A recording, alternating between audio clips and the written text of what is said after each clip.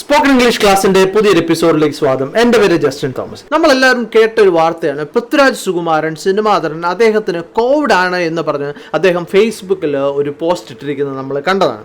അപ്പോൾ ഇന്ന് നമ്മൾ സംസാരിക്കുന്നത് അതേപറ്റിയാണ്. അതിൻ്റെ അകത്ത് ഇംഗ്ലീഷ് എന്താണ്, അതുപോലെ തന്നെ അതിനകത്ത് ഉപയോഗിക്കുന്നത് ടെൻസ് എന്താണ്, ഇതൊക്കെ നമുക്ക് എങ്ങനെ പ്രയോജനപ്പെടുത്താം എന്നുള്ളതാണ് നമ്മൾ ഇന്ന് സംസാരിക്കുന്നത്. ഞാൻ പൃഥ്വിരാജിൻ്റെ ഫാനൊന്നുമല്ല, എങ്കിലും നമ്മൾ ആ ഇംഗ്ലീഷ് മാത്രമാണ് ഇന്ന് സംസാരിക്കുന്നത്. ശ്രദ്ധിക്കാം. അദ്ദേഹം പറഞ്ഞിരിക്കുന്നത്, hello everyone, I have been shooting for Dijo Jose Antony's Jana Gana Mana since 7th of October.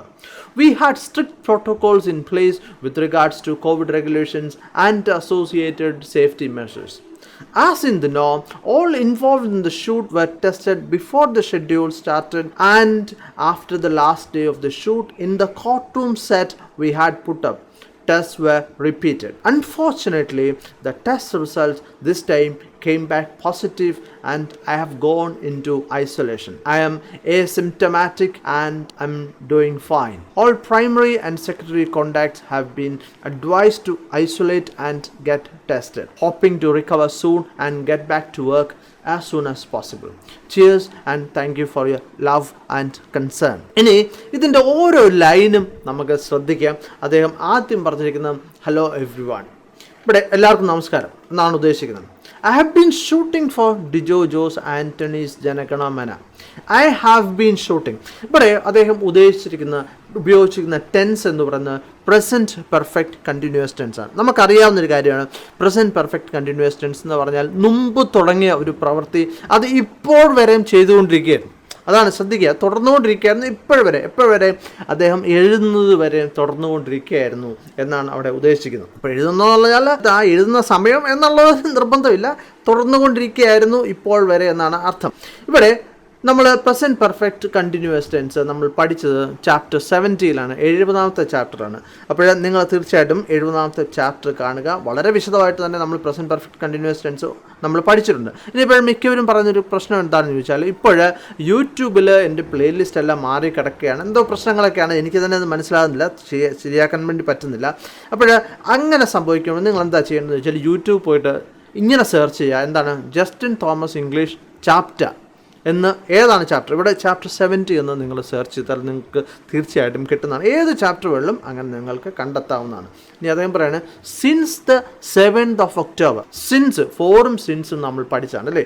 അപ്പോൾ സിൻസ് എന്ന് പറഞ്ഞാൽ മുതൽ എന്നാണ് അർത്ഥം. ഫോർ എന്ന് പറഞ്ഞാൽ ആ ഒരു കാലഘട്ടത്തെയാണ് സൂചിപ്പിക്കുന്നത്, ഇത്ര സമയമായിട്ടെന്നാണ്. ഫോർ 4 years എന്ന് പറഞ്ഞാൽ 4 വർഷമായിട്ടെന്നുള്ളതാണ്. പക്ഷേ സിൻസ് യെസ്റ്റർഡേ എന്ന് പറഞ്ഞാൽ ഇന്നലെ മുതൽ എന്നാണ് അർത്ഥം. ഇവിടെ അദ്ദേഹം ഉപയോഗിച്ചിരിക്കുന്നതാണ് since 7th of October, October 7 മുതൽ എന്നാണ് അദ്ദേഹം ഉദ്ദേശിച്ചിരിക്കുന്നത്. ചാപ്റ്റർ 148 and 252 നമ്മളിതിനെപ്പറ്റി പഠിച്ചിട്ടുണ്ട്. ഇനി അദ്ദേഹം ബാക്കി പറയണം, we had strict protocols in place with regards to COVID regulations and associated safety measures. We had ഉണ്ടായിരുന്നു, വി ഹാവ് ഹാസ് ഹാഡിനെ പറ്റി നമ്മൾ ചാപ്റ്റർ 13 പഠിച്ചതാണ്. ഓക്കെ, ഉണ്ടായിരുന്നു എന്നാണ് അവിടെ അർത്ഥമാക്കുന്നത്. എന്താണ് ഉണ്ടായിരുന്നത്? Strict protocols. സ്ട്രിക്റ്റ് എന്ന് പറഞ്ഞാൽ കർശനമായിട്ടുള്ള, പ്രോട്ടോകോൾസ് എന്താണ്? പെരുമാറ്റച്ചട്ടം. ഇൻ പ്ലേസ് എന്ന് പറഞ്ഞാൽ കൃത്യമായിട്ട് അവിടെ ഉണ്ടായിരുന്നു അല്ലെങ്കിൽ ഉണ്ടായിരിക്കുക എന്നുള്ളതാണ്. വിത്ത് റിഗാർഡ്സ് ടു എന്തിനെ പറ്റി, എന്തുമായിട്ട് ബന്ധപ്പെട്ടാണ്? കോവിഡ് റെഗുലേഷൻസുമായിട്ട്. കോവിഡിൻ്റെ ചട്ടങ്ങൾ, റെഗുലേഷൻ എന്ന് പറഞ്ഞാൽ ചട്ടങ്ങൾ എന്നാണ്. എന്താ കോവിഡിൻ്റെ ചട്ടങ്ങൾ എന്തൊക്കെയാണ്? നമ്മൾ സാമൂഹ്യ അകലം പാലിക്കുക, കൈ കഴുകുക, ഇങ്ങനെ മാസ്ക് ധരിക്കുക, ഇതൊക്കെ ആയിരിക്കുമല്ലോ, പല പല റെഗുലേഷൻസ് ഉണ്ട്. ആൻഡ് അസോസിയേറ്റഡ് സേഫ്റ്റി മെഷേഴ്സ്, അതുപോലെ തന്നെ ചേർന്ന സുരക്ഷാ നടപടികൾ. അപ്പോഴെന്താണ് ആ ചട്ടങ്ങൾക്കകത്ത് തന്നെ ഈ സുരക്ഷാ നടപടികളെ പറ്റിയും പറയുന്നുണ്ട്. അപ്പോൾ ഇവിടെ കൈ കഴുകണം, മാസ്ക് ധരിക്കണം, ഇങ്ങനെയൊക്കെ ആയിരിക്കും അല്ലേ. 20 പേര് കൂടുതൽ പാടില്ല, കൂട്ടം കൂടുതൽ, ഇങ്ങനെയൊക്കെ ആയിരിക്കും അല്ലേ. അതൊക്കെ ഉണ്ടായിരുന്നു എന്നാണ് അദ്ദേഹം പറയുന്നത്. ആസ് ഇൻ ദ നോം, all involved in the shoot were tested before the schedule started and after the last day of the shoot. In the courtroom set we had put up, tests were repeated. As in the norm, നോമിൽ പറഞ്ഞിരിക്കുന്നത് എന്താണ്? നോമ മാനദണ്ഡത്തിൽ പറഞ്ഞിരിക്കുന്നത് പോലെ all involved in the shoot were tested. അതിനകത്ത് ഉൾപ്പെട്ടിരുന്ന എല്ലാവരെയും test ചെയ്തായിരുന്നു, Covid test ചെയ്തായിരുന്നു. ഇവിടെ അദ്ദേഹം ഉപയോഗിച്ചിരിക്കുന്നത് എന്താണ്? പാസീവ് വോയിസ് ആണ് ഉപയോഗിച്ചിരിക്കുന്നത്. എന്തുകൊണ്ടാണ് അവിടെ പാസീവ് വോയിസ് ഉപയോഗിച്ചത്? ഇവിടെ ടെസ്റ്റ് ചെയ്തോ ഇല്ലയോ എന്നുള്ളതിനാണ് പ്രാധാന്യം. ആരാണ് ഈ ടെസ്റ്റ് നടത്തിയത്? അത് നഴ്സാണ് നടത്തിയത്, അത് ഡോക്ടറാണ് നടത്തിയത്, അത് അവിടെ ഉള്ള ആരെങ്കിലും ആണോ? ഇതൊന്നും പ്രാധാന്യമില്ലേ. ഇവിടെ ടെസ്റ്റ് നടത്തി എന്നുള്ളതിലാണല്ലോ പ്രാധാന്യം. അതുകൊണ്ടാണ് അവിടെ എന്തുപയോഗിച്ചിരിക്കുന്നത്, പാസീവ് വോയിസ് ഉപയോഗിച്ചിരിക്കുന്നത്. നമ്മൾ 133 187 പഠിച്ചതാണ് അല്ലേ.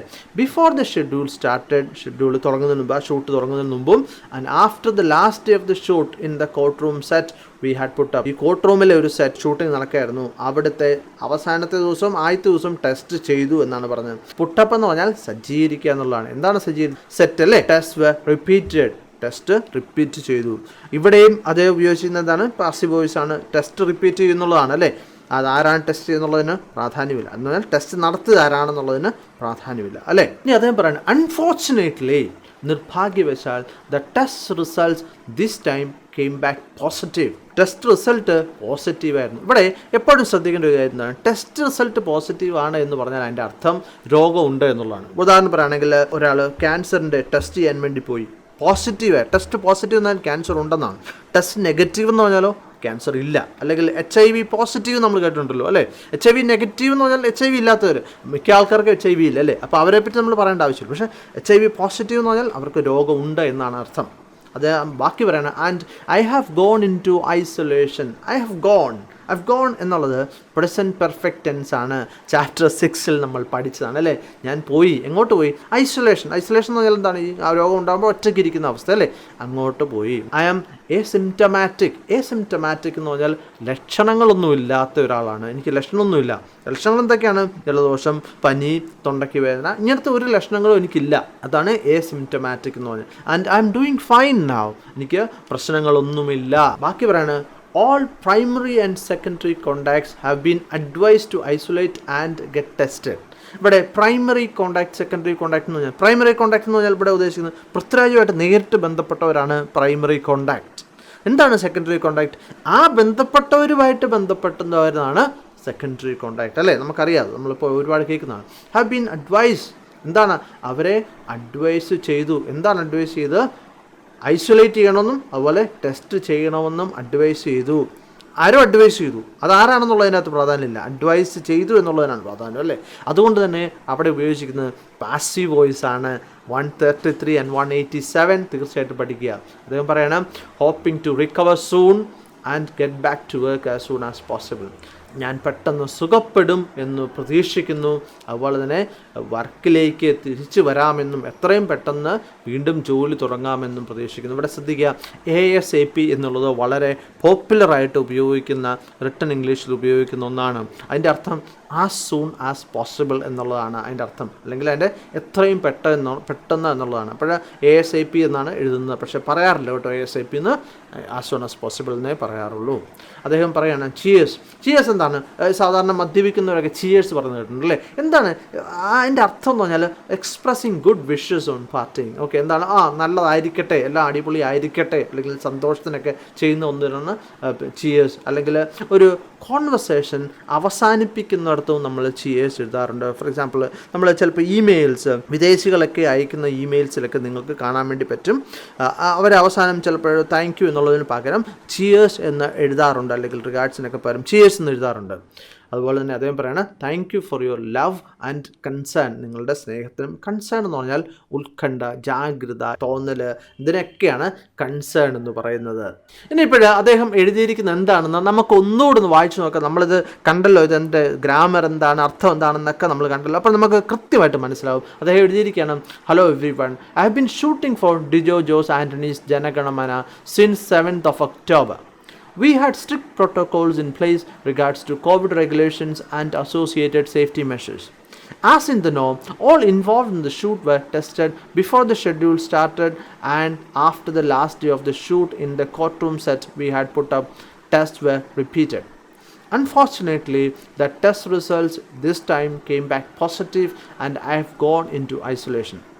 I am asymptomatic and I am doing fine now. All primary and secondary contacts have been advised to isolate and get tested. Hoping to recover soon and get back to work as soon as possible. Cheers and thank you for your love and concern. അപ്പോൾ തീർച്ചയായിട്ടും നിങ്ങൾക്ക് ഇത് മനസ്സിലായെന്ന് ഞാൻ കരുതുകയാണ്. നമുക്ക് മറ്റൊരു ചാപ്റ്ററുമായിട്ട് നാളെ കാണാം. Thank you very much for watching and God bless you.